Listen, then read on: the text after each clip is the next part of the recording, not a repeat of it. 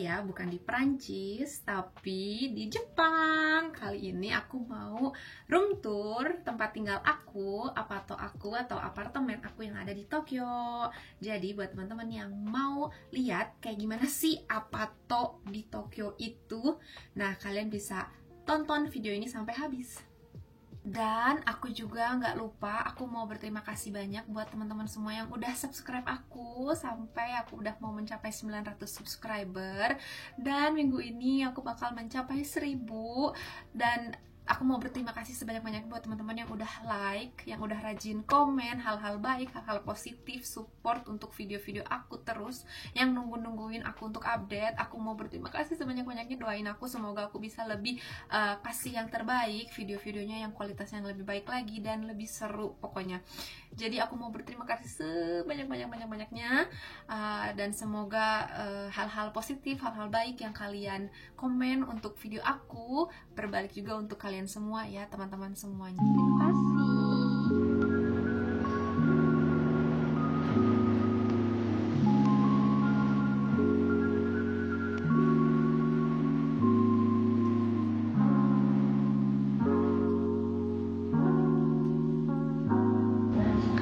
Di sini itu ada basement buat parkir kendaraan atau sepeda. Cuman di sini itu berbayar. Jadi ada langganannya khusus. Tiap bulan kita harus bayar gitu. Kita lanjut. Di sini ada tempat sampah. Jadi kalau di Jepang itu dibedain setiap fungsinya. Yang ini tuh untuk sampah yang mudah terbakar, yang ini sampah plastik. Di situ ada petobotoru. Petobotoru itu untuk botol-botol dibuangnya di sini di kotak ini dan dibukain si kemasannya, dimasukin ke sampah plastik.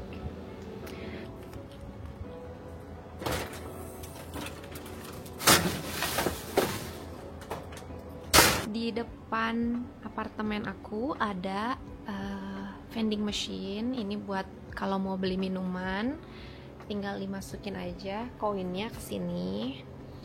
Pakai koin ya. Nah, di sini ada ocha, ada air mineral, ada minuman bersoda, minuman energi, minuman jus, terus sini kopi. Kopi-kopi ada semua di sini. Harganya berapaan? Ini kisaran harganya dari 10.000 sampai yang paling mahal itu berapa ya? Ini 20.000. Minuman Monster Energi 20 ribuan. Dimasukin si koinnya di sini, nanti keluar deh minumannya. Lanjut. Ini ada gerbang masuknya.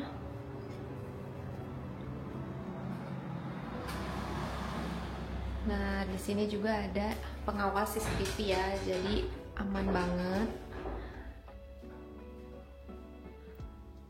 Terus di sini ada kotak pos. Jadi semua surat-surat itu dimasukin ke sini. Nah, terus si kotak posnya ini harus dikasih nama pemilik, karena kalau enggak biasanya surat-surat itu nanti dibalikin lagi ke kantor pos. Jadi harus dikasih nama kita ya, nama pemilik rumah. Di sini juga ada tempat biasanya untuk paket, bukan paket ya namanya. Nggak bisa masuk ke dalam karena pakai akses kunci. Jadi harus biasanya disimpan di sini. Buat kayak misalkan dari Amazon atau dari e-commerce, paket-paket gitu, Shopee lah ibaratnya kalau di Indonesia, dimasukin lah ke sini, dimasukin kode, nanti si kodenya dimasukin lah ke dalam kotak pos ini. Nanti kita bisa lihat kodenya berapa dan kita ambil di sini paket kita gitu. Di sini juga ada denah. Nah, biasanya kalau yang ngirim-ngirim makanan atau Uber itu juga mereka lihat dari sini gitu, di lantai berapa, dan biasanya mereka di sini. Jadi kadang kalau kita lagi ada di rumah, mereka tekan tombol ini dan kayak bel gitu, bel kamar kita, bel nomor kamar kita. Tapi kalau kita nggak ada, mereka simpen di kotak pos, simpen di kotak penyimpanan paket. Lanjut, nah ini biasanya itu kita dapat biasanya ada, kalau ada tamu, kalau ada paket, mereka pencet tombol kamar kita, terus kalau udah kita bukain dari kamar kita buka dari ruang dari tempat kita. Jadi mereka masukin tombol kamar, kita bukain dari tempat kita gitu. Tapi kalau misalkan kita masuk, kita pakai kunci. Kuncinya kayak gini. Nanti ini kebuka. Gitu. Lanjut ke sebelah sini ada kotak pos yang tadi ya. Jadi kalau mau ngambil surat semua di sini. Terus di sini ada kayak himbauan atau pemberitahuan atau lagi ada informasi kayak misalkan gini, sewa parkiran, terus ada informasi tanggal pembuangan sampah gitu. Kita bisa lihat di sini. Dan di sini juga ada lift. Kita naik lift aja ya. Ada juga sih tangga di sana. Ada tangga di sebelah. Ini liftnya. Dari pintu lift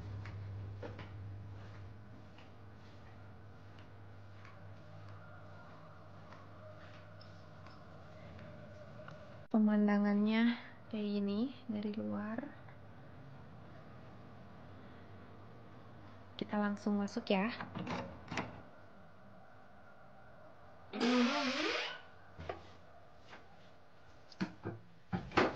Jadi ini pintu masuknya.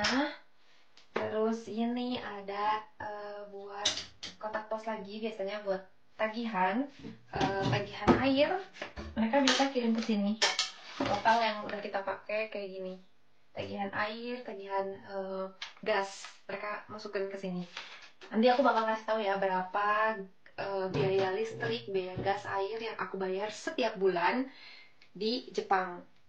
Selanjutnya di sini ada buat lampu koridor, lampu di koridor ini. Terus di sini juga aku simpen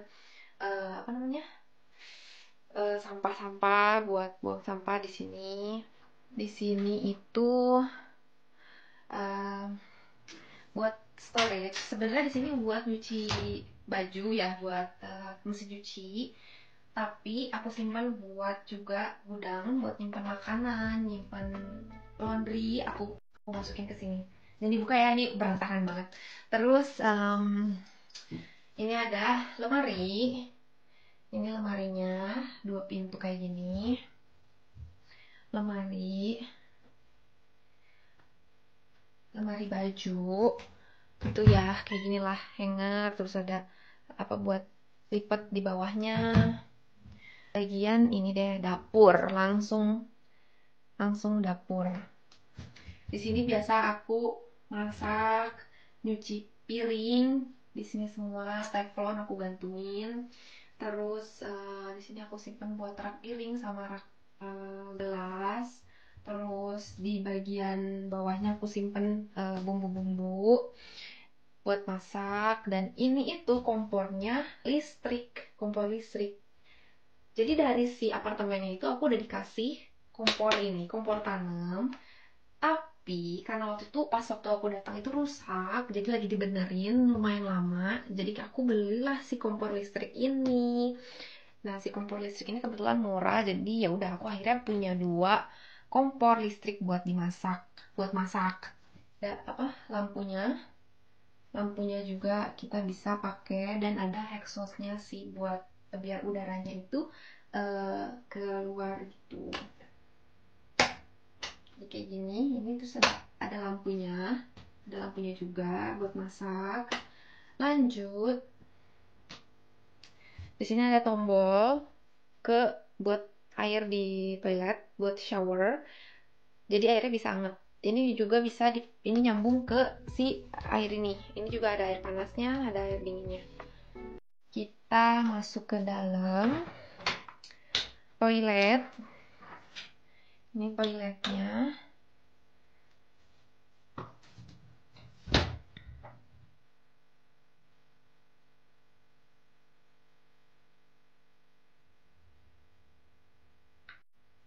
toiletnya kayak gini. Sayangnya di toilet apartemen aku nggak ada bidetnya, yaitu nggak ada tombol buat ngebersihinnya. Jadi aku pakai shower. Terus ya ginilah, ini buat apa namanya, sabun, sampo, tisu, shower. Ini juga bisa di atas juga, bisa di bawah. Ada cermin. Terus ini aku beli sendiri sih ininya, si curtainnya ini, hordengnya, biar nggak kemana-mana airnya, karena lumayan nggak terlalu luas ya. Ini toiletnya. Terus di sini juga ada ini juga ruang udara untuk udaranya untuk di toilet biar nggak bau pek atau apa. Di sini ada pintu lagi. Ini buat menuju ke tempat tidur. Tempat tidur aku, kita buka ya.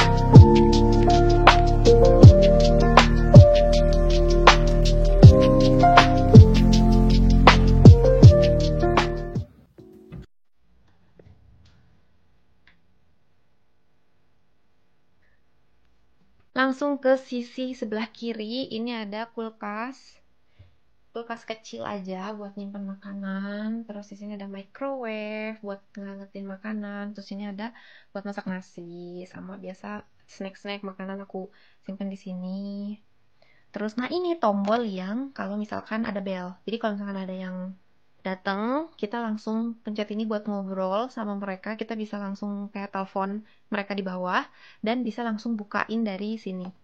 Langsung kita bukain gerbang yang tadi di bawah itu dari sini. Jadi mereka bisa datang sendiri. Lanjut. Di sini ada aku simpen ya buat ruang buat aku makan atau buat aku ngedit, buat aku belajar, aku di sini. Terus di sini ada jendela besar banget. Terus di sini aku simpen buat aku aksesoris, make up. Aku make up di sini di belakang sini. Ini kasurnya double bed. Jadi ini tuh semuanya aku beli sendiri karena pas waktu aku datang ini kosong semua apartemennya. Sebelumnya aku tinggal sama roommate aku di tempat lain, tapi aku mutusin tinggal sendiri, pindah ke sini dan semuanya kosong. Jadi aku beli sendiri kayak kulkas. Ini aku beli di Amazon sekitar 2 jutaan. Terus aku beli microwave. Ini aku beli di second shop barang bekas tapi masih bagus. Harganya masih ada ini. Harga si microwave-nya 5.900, sekitar 600.000. Ini bekas juga. Terus si buat masak nasi ini juga aku rice cookernya juga bekas. Aku beli di second shop sekitar 100 ribuan ya. Terus nasi kasurnya ini di Amazon. Aku pesan di Amazon sekitar 1,2. Dan kalau kalian, nah ini untuk ada balkonnya buat lihat keluar.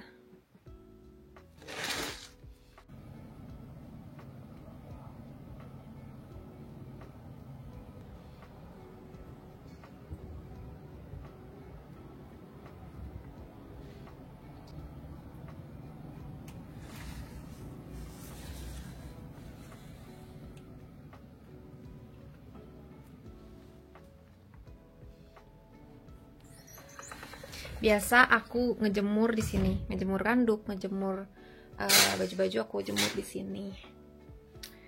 Nah segitu aja video room tournya karena memang gak besar, tapi lumayan banget affordable buat yang tinggal kerja di Jepang. Jadi aku itu tinggalnya di Ome. Ome itu sekitar 1 jam dari kota di Tokyo. Kayak kalau di Indonesia mungkin kayak Tangerang ya. Aku tinggal di kayak gitu. Jadi mungkin harganya juga masih belum yang mahal banget kalau dibanding tinggal di kayak di Shinjuku, Shibuya, daerah-daerah pusat kotanya Tokyo. Itu pasti harga 3 juta itu udah kayaknya nggak ada. Mungkin ada tapi kecil banget, lebih kecil dari ini. Aku juga mau kasih tahu harganya. Ini itu 30.000 yen. Aku bayar setiap bulan. Terus listrik, air, belum termasuk listrik, air, sama gas, sama wifi, internet.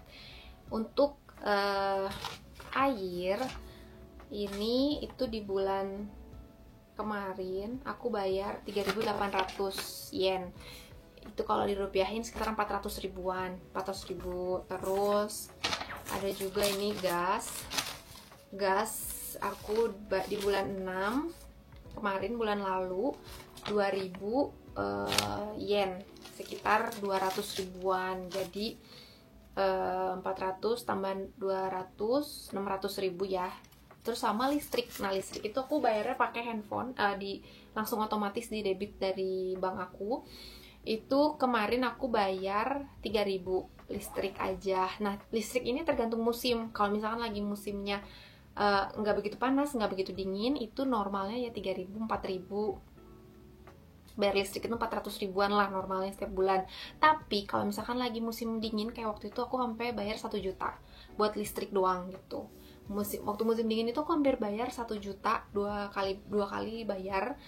Karena biasanya tuh kayak hanya 500 ribu sekitar normalnya. Ya, aku patok 500 ribu lah sebulan, itu normalnya ya. 500 ribu. Jadi totalnya 500 ribu ditambah air 400 ribu, 900 tambah gas 200 ribu, 1 juta 100, ditambah apartemen ini 3 juta. Total yang aku keluarin itu 4 juta 100-an, 4 juta sekian lah.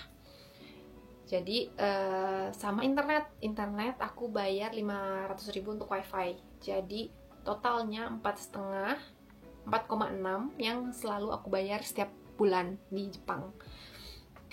Oke, gak banyak-banyak, segitu dulu videonya. Terima kasih buat teman-teman yang udah nonton sampai akhir. Semoga aku bisa rajin buat upload video-video baru lagi. Terus tonton Friends vlog aku waktu di Perancis, dan aku juga bakal update juga vlog-vlog aku di Jepang. Jadi buat teman-teman yang udah subscribe, terima kasih banyak. Yang udah like dan support. Buat teman-teman yang belum, tolong like, comment, subscribe ya. Buat minggu ini aku bakal menuju 1000. Bye bye.